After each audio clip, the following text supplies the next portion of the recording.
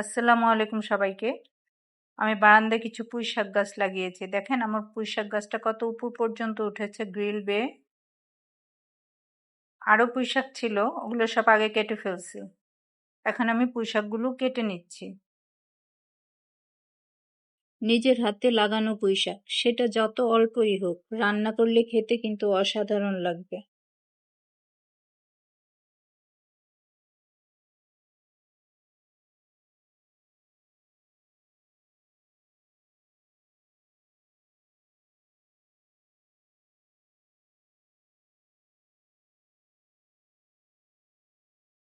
এই যে আমি পুঁইশাকগুলো টব থেকে কেটে নিয়েছি। এখন এগুলো সুন্দর করে কেটে পরিষ্কার করে আমি ধুয়ে নিয়েছি। এখন এগুলো আমি রান্না করে নেব। প্যানে কিছুটা তেল দিয়ে নিলাম আর দিয়ে দিলাম কিছু পেঁয়াজ কুচি।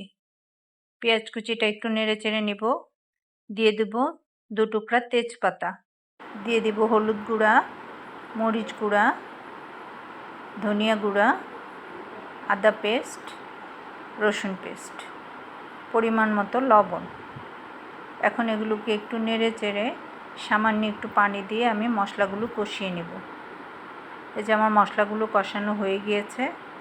এখন এখানে আমি পুঁইশাকগুলো দিয়ে দিব আর দিয়ে দিব মুসুরির ডাল। মুসুরির ডাল দিয়ে আজকে আমি পুঁইশাকটা রান্না করে নেব। এখন এগুলো একটু নেড়ে চেড়ে নেব।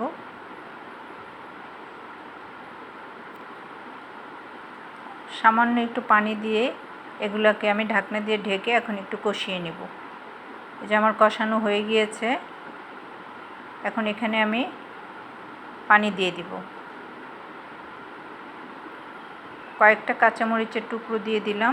এখন এটাকে ঢেকে আমি রান্না করে নেব। মাঝে মাঝে একটু নেড়ে দিতে হবে। এই যে আমার পুঁইশাকটা রান্না প্রায় হয়ে গিয়েছে। এখন এটাকে আমি বাগার দিয়ে নিব। ফ্রাই প্যানে কিছুটা তেল দিয়ে দিলাম।